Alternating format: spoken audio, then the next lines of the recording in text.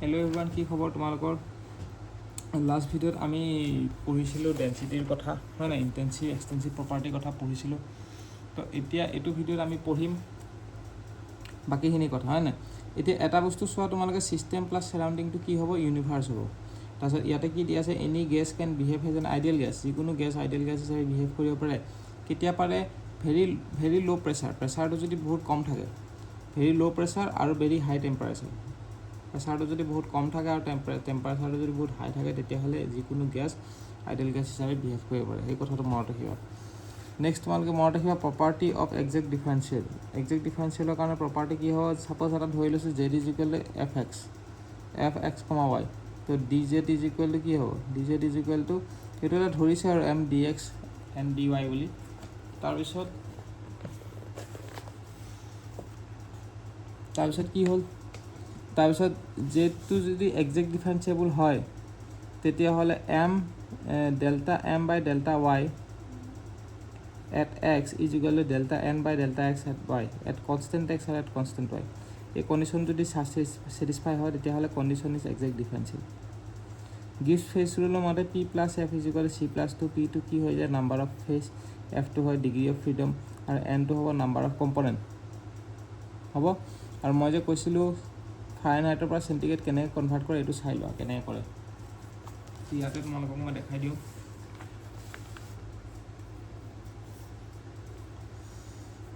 এনেকৈ লিখিবা চোৱা, 0 চেণ্টিগ্ৰেড, 0 ডিগ্ৰী চেণ্টিগ্ৰেড আৰু 100 ডিগ্ৰী চেণ্টিগ্ৰেড থাকে, হয় নাই? বইলিং কিমান পইণ্টত হয়? 100 ডিগ্ৰীত, আৰু ফ্ৰিজিং কিমান হয়? 0 ডিগ্ৰীত। আৰু চিটো ইয়াতে তেনেকৈ এফটো মাজত ৰাখিবা। ইয়াতে হ'ব 32 আৰু এইটো হ'ব 212। তাৰপিছত এনেকৈ যাবা চোৱা, এইটোৰ পৰা এইটো যাবা, এইটো আমি সদায় প্ৰথমটোলৈকে যাম তলৰ পৰা। এইটোৰ পৰা এইটো যাবা, এইটোৰ পৰা এইটো যাবা, প্ৰথমটোলৈকে যাম। হ'ব? তেনেহ'লে কি হ'ব? চি মাইনাছ 0 ডিভাইডেড বাই 100 মাইনাছ 0 আৰু এফ মাইনাছ 32 ডিভাইডেড বাই 122 মাইনাছ 32। এইটো হ'ব, এইটো মাইনাছ এইটো মাইনাছ সেইটো ছিষ্টেম। হা, তাৰপিছত এইটো কোএচিষ্টেটিক প্ৰচেছটোৰ কথা যে কালি পঢ়ি আছিলোঁ, কোএচিষ্টেটিক প্ৰচেছটো চোৱা। এইটো কি হৈছে? কোএচিষ্টেটিক প্ৰচেছটো হ'ব বহুত শ্ল' প্ৰচেছ হয়। Quasistatic process it is a very slow' process. আৰু লগতে কি হ'ব? ফ্ৰিকশ্যনলেছ কোএচিষ্টেটিক প্ৰচেছ যদি হয়, তেতিয়াহ'লে এইটো বস্তু ৰিভাৰ্চিবল প্ৰচেছ হ'ব। বুজি পাইছা? কোএচিষ্টেটিক প্ৰচেছটো বহুত শ্ল' প্ৰচেছ হয়, আৰু ফ্ৰিকশ্যনলেছ কোএচিষ্টেটিক প্ৰচেছটো ৰিভাৰ্চিবল প্ৰচেছ হয়। মেটাৰ কি হয়? মেটাৰ মনত ৰাখিবা, মেটাৰ দুটা টাইপৰ আছে, এটা হ'ল ছলিড, এটা হ'ল ফ্লুইড। ছলিডটো হ'ব অ'ন শ্বেপ আৰু অ'ন চাইজ আছে, কিন্তু ফ্লুইডৰ শ্বেপ আৰু চাইজ নাই। তো ফ্লুইড দুটা ভাগত ভাগ কৰা হৈছে, এটা হ'ল লিকুইড আৰু এটা হ'ল গেছ। গেছৰ কি হ'ব? নিজৰ অ'ন চাইজ আছে আৰু ফ্ৰী চাৰ্ফেচ আছে, কিন্তু gas do not have free surface. গেছৰ ফ্ৰী চাৰ্ফেচ নাই আৰু অ'ন চাইজো নাই। The volume of gas is always equal to the volume of container. কণ্টেইনাৰত এইফালে চাই লোৱা, ভলিউম অফ গেছ, ভলিউম এনেকৈ এই চোৱা, গেছৰ কথাটো মই কৈ দিছোঁ। গেছৰ কি আছে? Do not have free surface, do not have free size, আৰু volume of gas is always equal to the volume of container. তো গেছৰ ভলিউম যিমান, কণ্টেইনাৰৰ ভলিউম সিমানেই হয়। ক্লিয়াৰ হৈছে?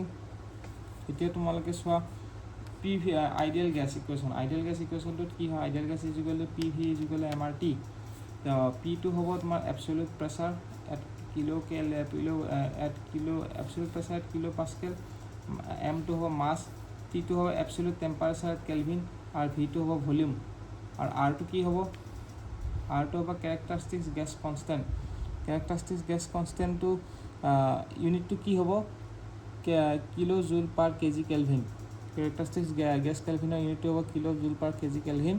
আৰু তেনেকৈ ছেম ইউনিট হ'ব স্পেচিফিক হিটৰ। আমি আগতে পঢ়ি আছিলোঁ ন স্পেচিফিক হিটৰো হ'ব চি পি আৰু চি ভি, তাৰ ইউনিট একেই হ'ব kilo joule per KG kelvin. মনত থাকিব?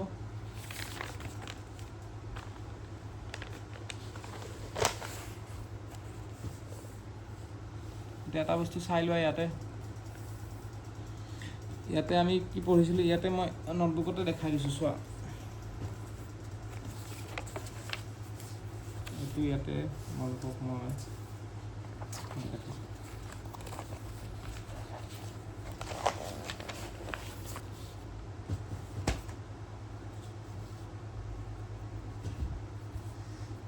আমি গম পাইছোঁ যে P V is equal to M R T হয় নাই, P V is equal to M R T আমি গম পাইছোঁ।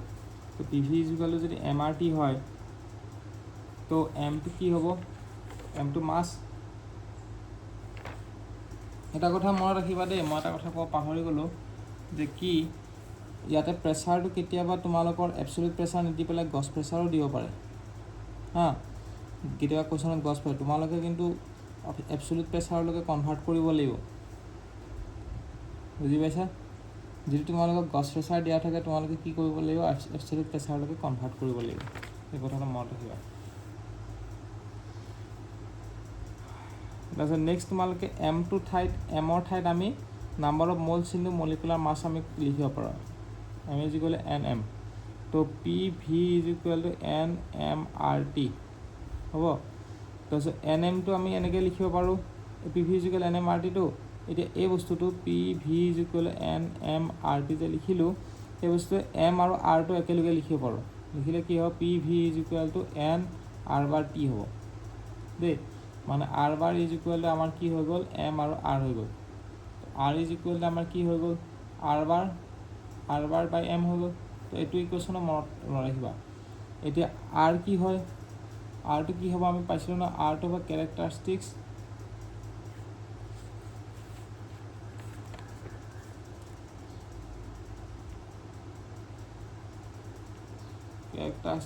গেছ কনষ্টেণ্ট, আৰটো হ'ব কেৰেক্টাৰিষ্টিক্স গেছ কনষ্টেণ্ট।